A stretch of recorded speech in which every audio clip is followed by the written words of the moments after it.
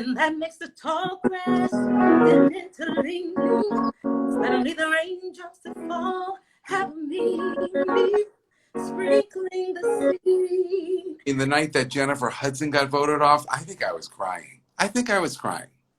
You know, you and Bird for me just were my saving grace, really. And I think a lot of people did not understand that I truly was like completely scared of the process. Like I was like a professional, but a professional background singer. And so you and Bird brought stuff out of me that no one else I don't think could have, because they wouldn't have made me as comfortable as you guys did. Okay, so it was a big trust thing. And, I mean, people used to say all the time, do you guys do like voice lessons with the kids? And we're like, we don't have time to do voice lessons. They have barely time to rehearse. I said, the biggest thing that we get to do and that I'm proud that I get to do is instill confidence.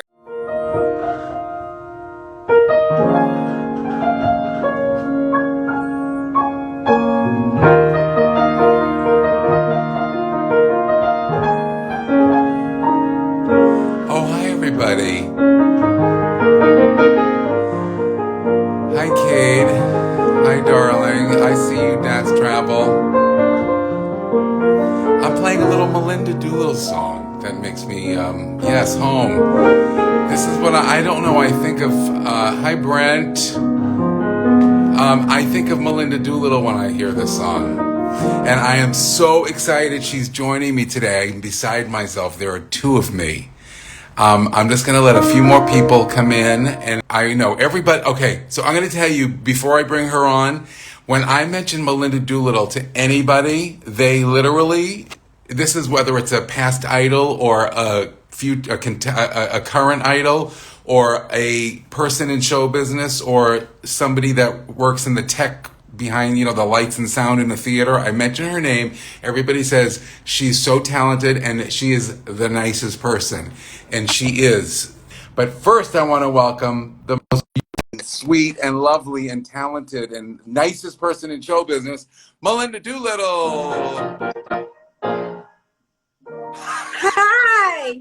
Hi, sweet girl. I brought you a friend. I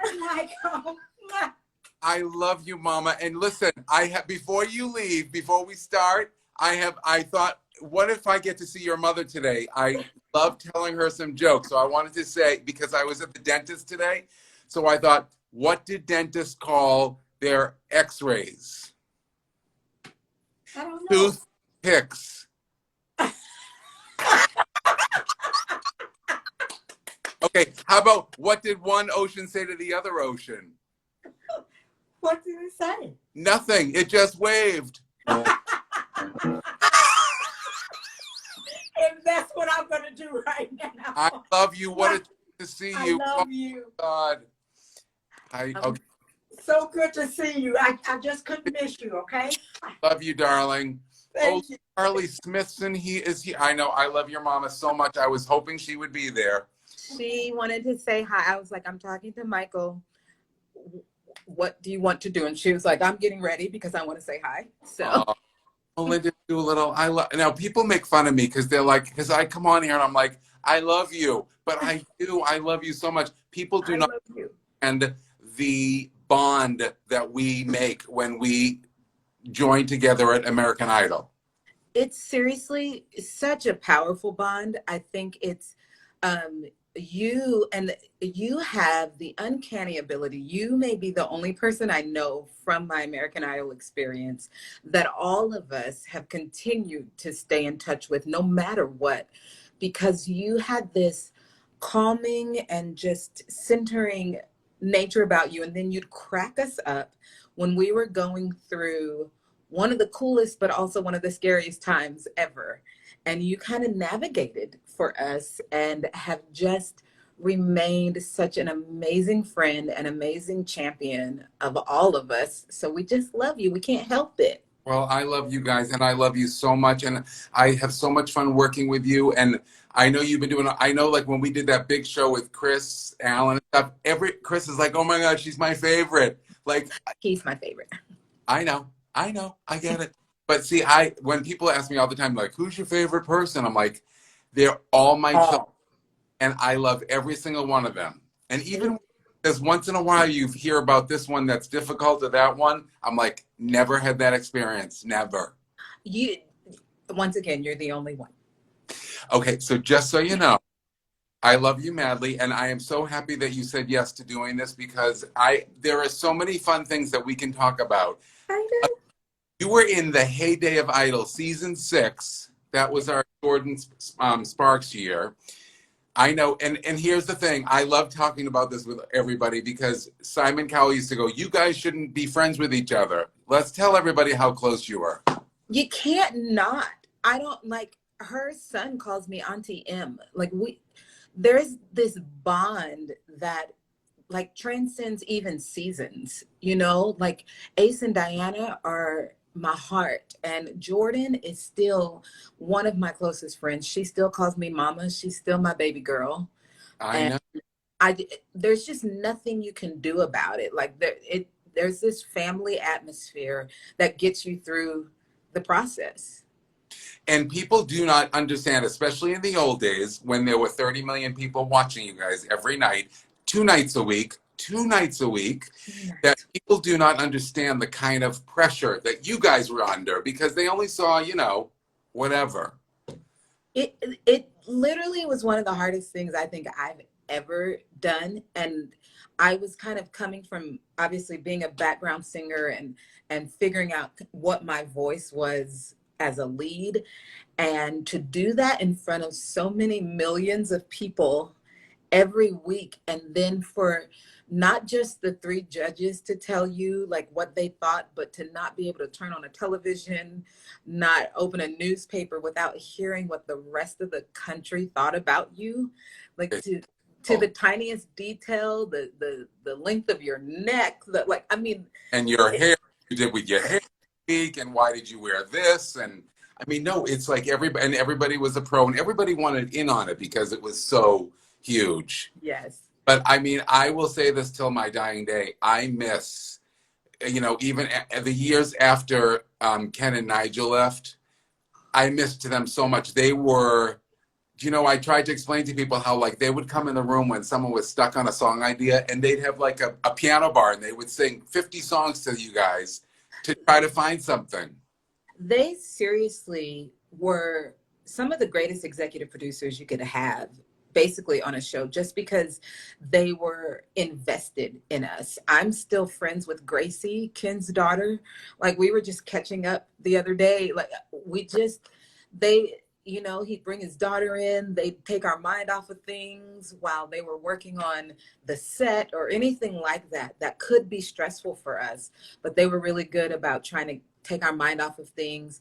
Nigel is the reason that I sang As Long As He Needs Me, because it was British Invasion Week. And I was like, what does that mean? I've got to stay true.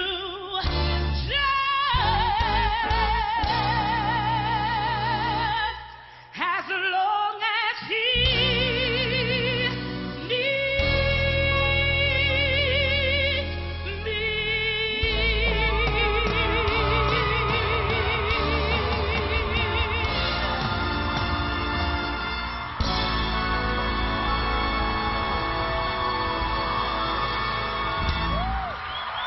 But that was perfect, singing a song from a musical theater from the show Oliver, and it was started in the UK. Yeah, it was perfect because I had made a choice that didn't fit at all, and I didn't know that. And so he was so helpful. Just, I'm very grateful to them. So you still were involved in the years of the heyday of Idol when every singer was out of their comfort zone for 1 or 2 weeks. Were there any No, tell me. Like, were there any, like, I'm trying to remember, like, you, certainly not when you sang the Donna Summer song, but, like, what about when you had to sing country? Did you felt fine? No, I didn't feel fine on the Donna Summers because it was like Gwen Stefani week. And I was like, what's that mean? And then it was like, sing one of her favorite songs. So I just picked a Donna Summer song, but it wasn't the right one for me. Heaven knows, I never wanna leave you. Heaven knows, I only wanna please you. Don't you know, love is what I need. Hey,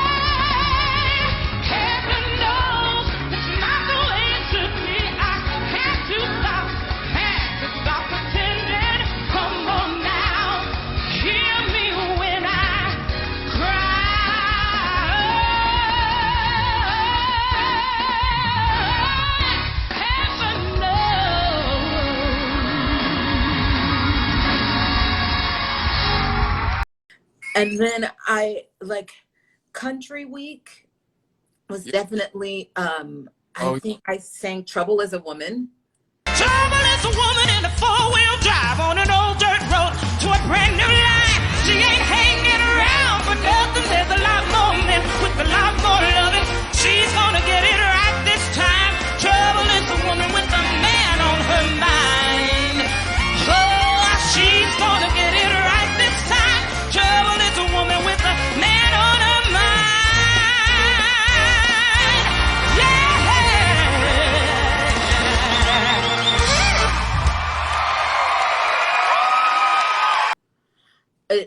And the only thing that made that comfortable is that Martina McBride was our mentor, and she lives in Nashville, and I know her nanny. So that helped because the nanny was there, and I just held on to her.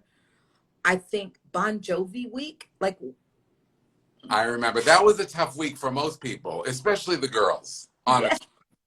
But yeah, I mean, really. But what did you do that week? I forgot. I sang, You did Have a Nice Day. how you gonna tell me how to live my life? I don't know the name of the song. Have a nice day.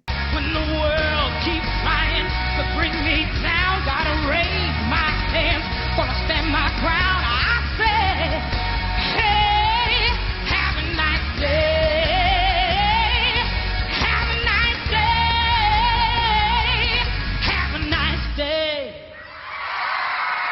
Yes. But Melinda, you killed that song. Just like the thing is that what you were able to do was put your own spin on it. You didn't sound like, I know you were out of your comfort zone picking the song and doing all that, but you made them you.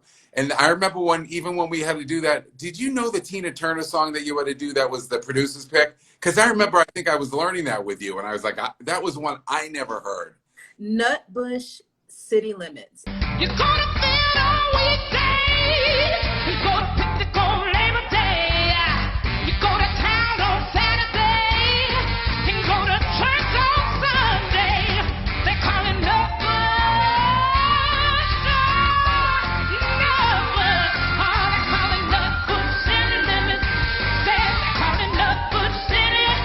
Oh, they call it Nutbush. One more time, they call it Nutbush. One more time, Nutbush City Limits. And But I love it so much now. I have to tell you that Jordan and I sat, because we were in the same apartment together, and Yeah. we sat in the bed and laughed so hard at that song because I have a lisp when I sing. And so me trying to say Nutbush City Limits, I was like, I'm gonna cuss on national TV. And it's not on purpose. And I mean, we practiced for hours, just me getting like the actual words out. So Unbelievable. Unbelievable. But what about, okay, so I have to say one of my favorite, when Randy Jackson, it was like, what? When he picked for you Judges Week, because I just watched it back the other day, when he picked for you the Whitney song, and I'm like, first of all he used to do is go, don't ever do Whitney and Mariah. literally every time that was like the holy grail, like, don't do it. And then they're like, hey, by the way, do it. They picked you like, I Believe in You and Me, which is not an easy song. I believe in miracles and love a miracle. Oh, baby, 'cause I do believe in you and me. See, I was lost, now I'm free. Oh, 'cause I believe in you and me. Oh, yeah, I believe in you and me.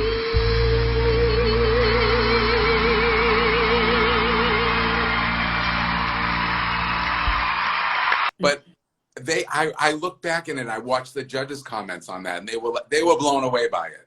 I remember that. I'm gonna say that week, I I feel like I think that was the week I went home. I can't remember. I think it was. But it was like also the week that we did the home visits. Right. And so like I'm like in Nashville on this whirlwind trying to learn a Whitney song, like finding out that I'm gonna do Whitney, and you find out in front of a crowd. So you can't give them your real like feelings. Like I was like, oh, but I didn't. I just was like, oh, Whitney. You put on a face. I think I've forgiven him for that now. 13 years later, I feel like I think I've forgiven him. Oh my God! But listen, what about you had how? I remember the week you guys went to your hometown. Like we had rehearsal like at 7 in the morning or something because you guys all got on private jets to go do your hometown visit. Yes. So with Blake and Jordan. Wait, Jordan didn't have to go far. Where was Blake from? Seattle.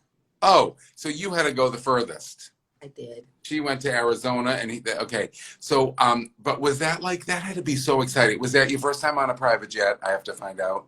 It was my very first time on a private jet, and it was the coolest experience. I just didn't know what that life was like, and I didn't know that was even possible. And I thought, like, if this is the last thing that I do on this show, this works, you know. And the next week is the finale. Like, this works. And you were going anywhere after that. You had to go right into finale rehearsal. Whether yeah. Not. I hate voted off. It's like weird. It's a weird thing. It's not voted off. Whatever. I mean, it kind of is, but it's it's time for you to move on and do what you're gonna do. Like what this show has created for you, it's your turn to get into it now. And so basically, you're voted off to step into what's next, basically. Absolutely. But I have to say, I say this to you, I say this to everybody who still has a career today, because there's a lot of people that have careers today that they go, oh, they were on Idol. People go, they were on Idol. Yeah. But people that are working today still, like you, like Chris, like all these, like Ace and Diana, every one of you people had the most brilliant work ethic. Anybody that came on that show that thought they were going to make it overnight and not have to work at it, which I think is the only downfall of American Idol to begin with, is that it gives you a false sense of success. And yes. But those are the people that don't have a career today still, but everybody that does shares that in common. I think, you know, and I had the pleasure of coming into Idol having been on the road as a background singer.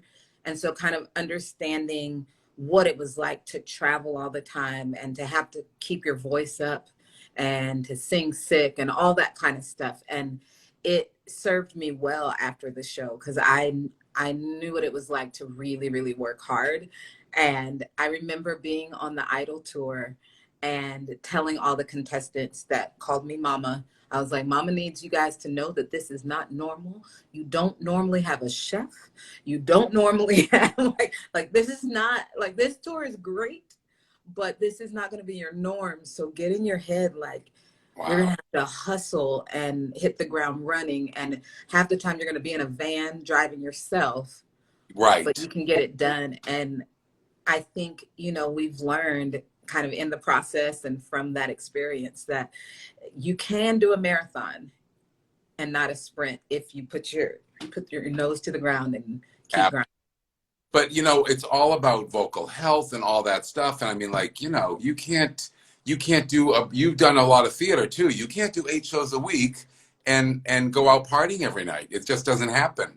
Oh no, I still take lessons. I love. You still study with that amazing lady that I'm Yes, Janet. We have a call every Thursday. I'm going to talk to her later on tonight. I love that.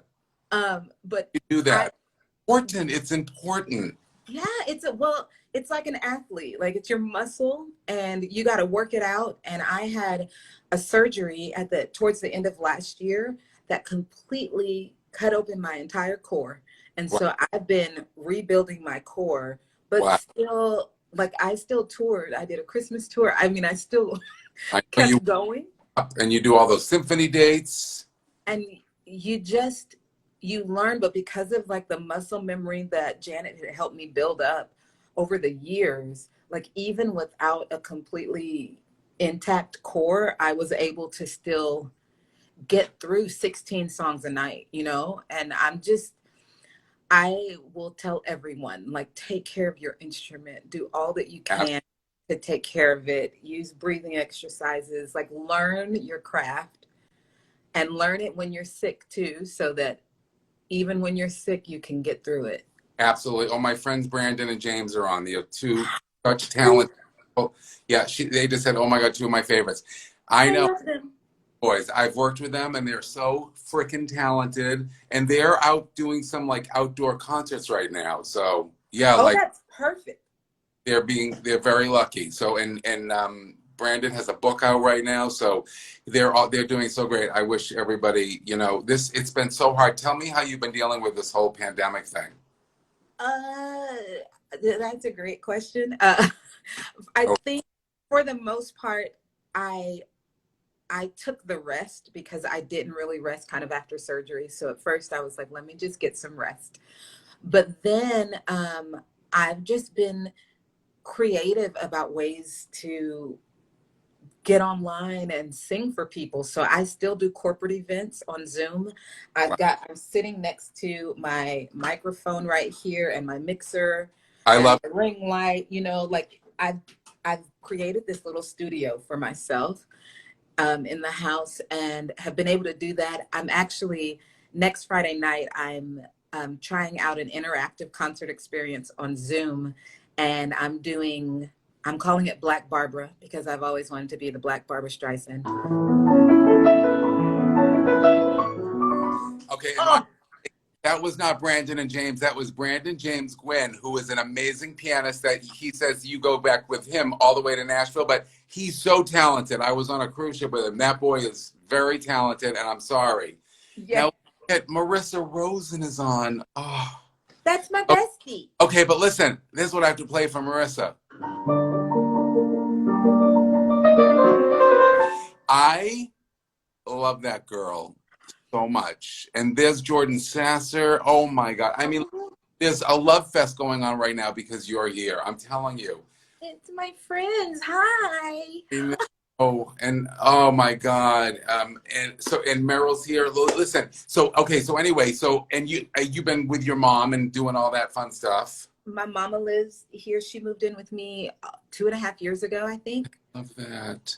So she's here, and it's been awesome to have her here. Like, if you're going to be quarantined with somebody, let it be my mama. So we have a blast. And then, I mean, basically, I'm either practicing or doing like Zoom concerts and learning new music that I've wanted to learn. That's how I can do this Barbara show, because I've wanted to create this show for so long and just haven't really had time to like shed on new songs. Really like some Barbara material. It's all Barbara. I can't wait to hear it. It's all Barbara. And what I'm doing is like the first hour is me doing like 10 Barbara Streisand songs. And the second hour is hanging out, like doing a happy hour with the audience and getting their feedback, because I want them to help me create the show so that when it goes, like when touring actually opens back up, that they're seeing the show that they were a part of. Do you do one of my favorite songs?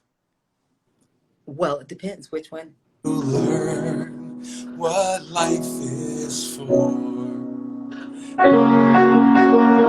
Okay.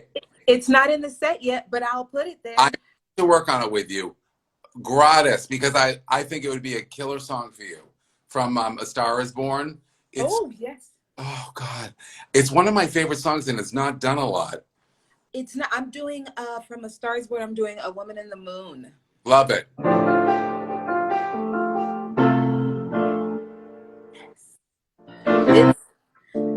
So now let me just ask you, are you doing everything with a track right now? I mean, you have a piano tracks or full tracks? What are you doing? So I have full tracks. I've got some, one of the songs my music director is doing for me, because we're going to show them kind of our process on me saying, hi, here's the song. It doesn't sound like me yet. Like, how do we make it me. And so he and I kind of work through a process. So then he'll make a track for that. So people will kind of get to see that live and how that works. But Yeah, mostly, wait, say that again. I'm sorry. and how it changes and everything. Yeah, which is kind of an exciting part of the process for me. I like to take a song kind of from what I learn it as is, because if I never say anything else, always know the melody. Like start with the melody and the rhythms correct, all of that, because if you don't know that, you have nothing to build on. It's It literally your foundation. makes me crazy when people like learn it. They've learned it wrong, and and some people go, "Oh my God, what a great arrangement!" I'm like, "No, you must learn it as written, and then you can change it up. As long as I know you know it, amazing." Now, my friend Ian is on, who used to live in the back house, and remember he filmed you for an audition once. He said she brought Hi, a song Ian. to a woman. He's in London right now. He's in the UK living, and he moved there. What? That's the only London song I know. Oh my God. Okay, people want to know two things. First of all, before I ask you when is the show, because Carly wants to know too, but who did you travel with before Idol? Because I watched your audition again the other day. For once I have someone I know won't desert me. I'm not alone anymore. For once I can say, this is mine, you can't take it. As long as I know I have love, I can make it. For once in my life, I got someone who needs me. Who were you on the road with? Anybody fun that you had the best time with? I was on the road with the gospel group Anointed. I traveled with them for 5 years. Um, Wow. so mostly gospel groups. Martha Munizzi, a group called Risen.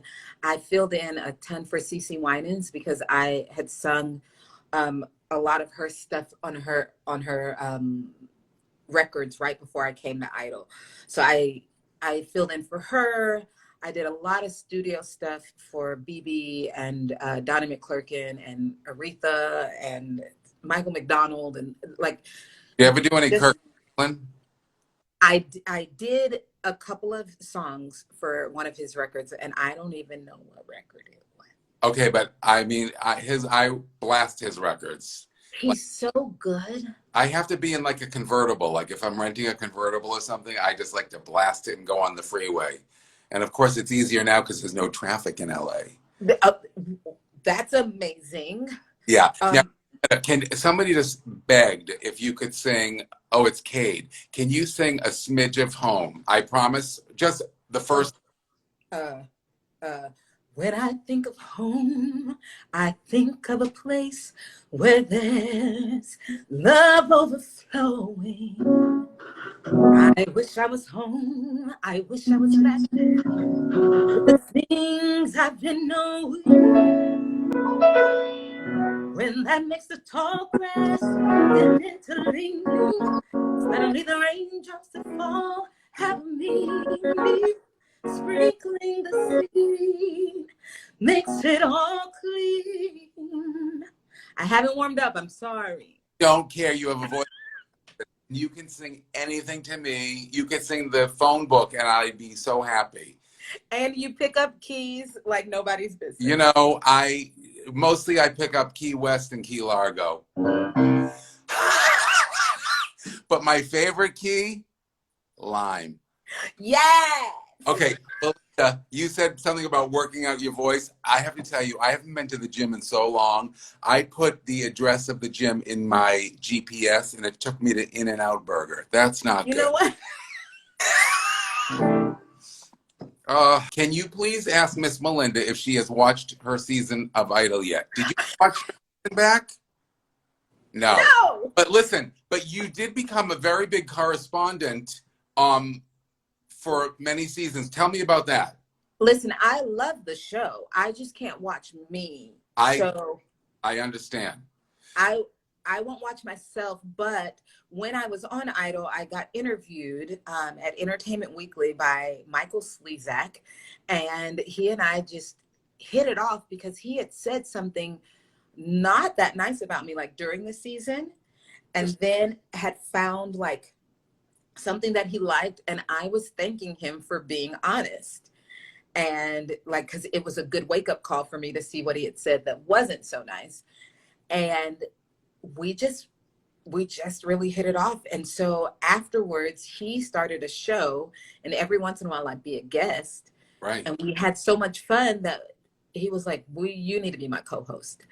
And we did it for years. I know. I mean, like I got stopped. I went on Capitol Hill to like I was lobbying for malaria no more, and I was getting stopped by senators and congressmen saying, "Oh my gosh, I love you on Idology. I love you on Reality Check." And I was like, "I'm Wow. sorry, you watch?"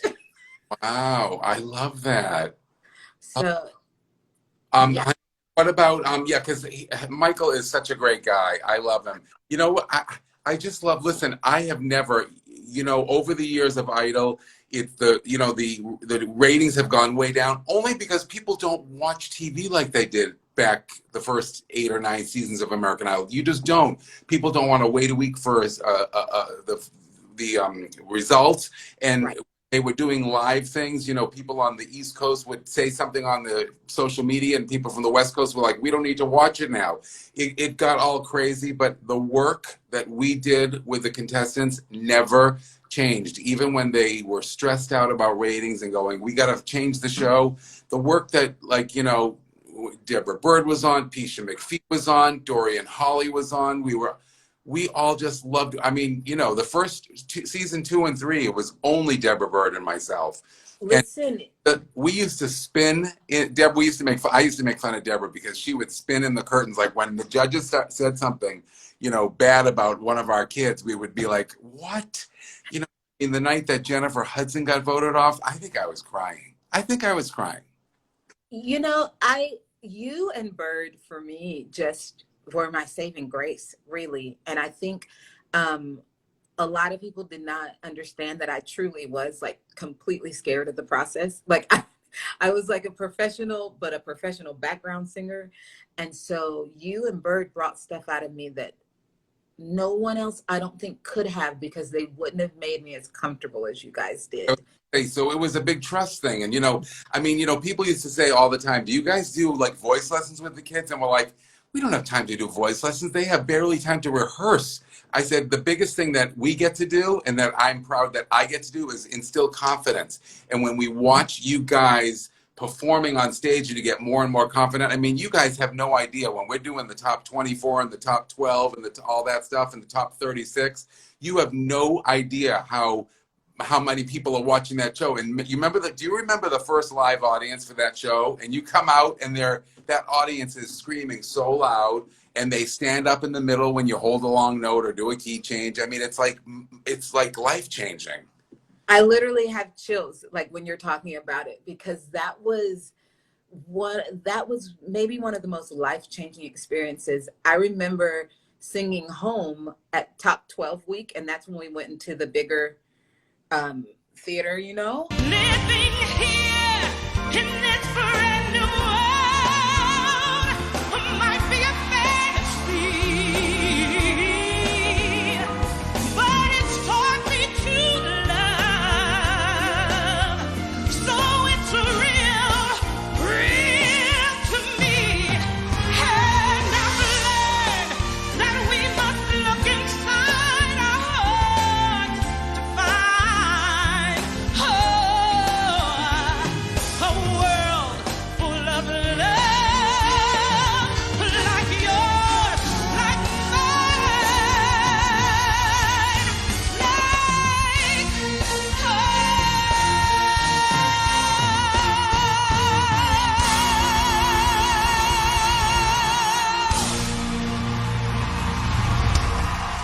Right.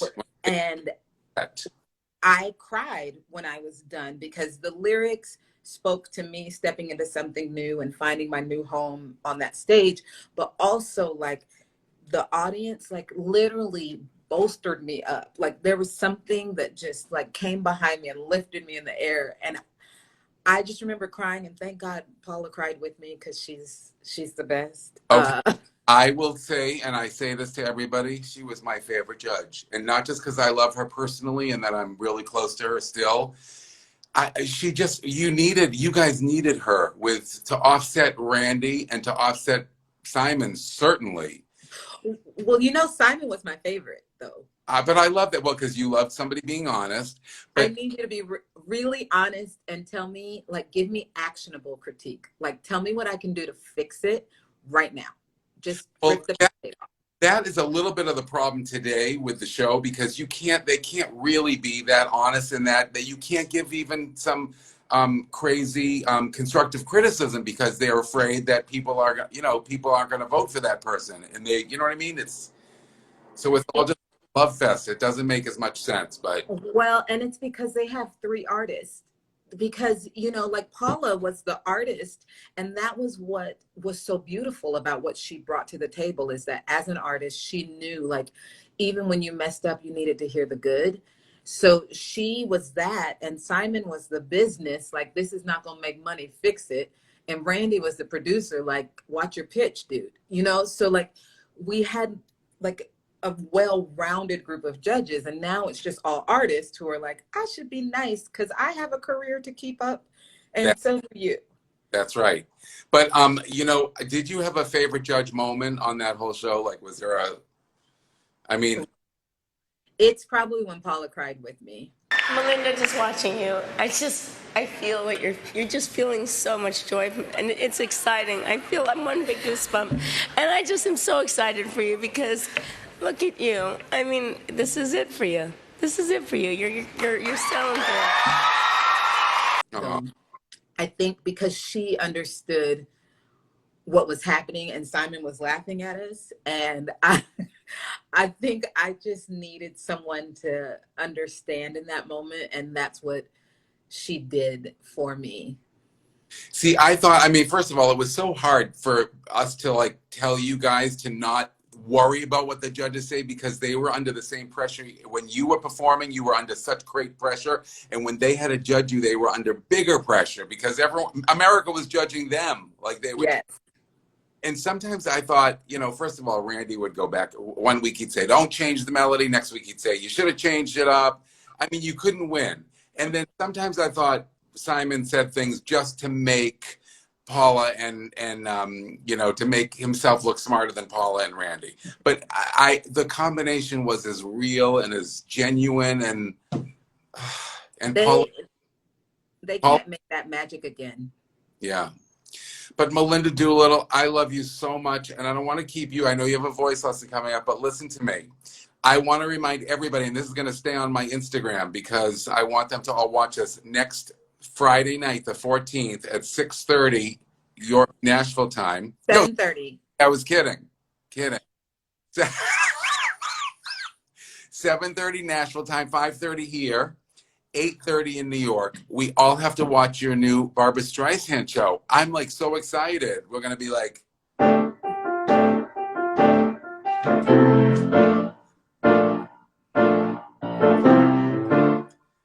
and we didn't get to talk about how much fun we had in Cabo San Lucas for a couple of years, but We had the best time. Remember? You make up some of my all-time favorite memories, and I am so grateful to you, because you have continued to create opportunities for so many of us, even past I the love show. you. I love you. I have so many memories I will have the rest of my life with you, and so many and everybody, and I thank you for taking time today and doing one of my Live with Michaels that I love it. is helping me put together, and you are the best. I love you. LOVE. I love you too. And my friend Lisa Mordente is on. Lisa! Okay, love you, baby. We'll talk. Love you. Thank you. I'm ending this, everybody, but you can watch it again.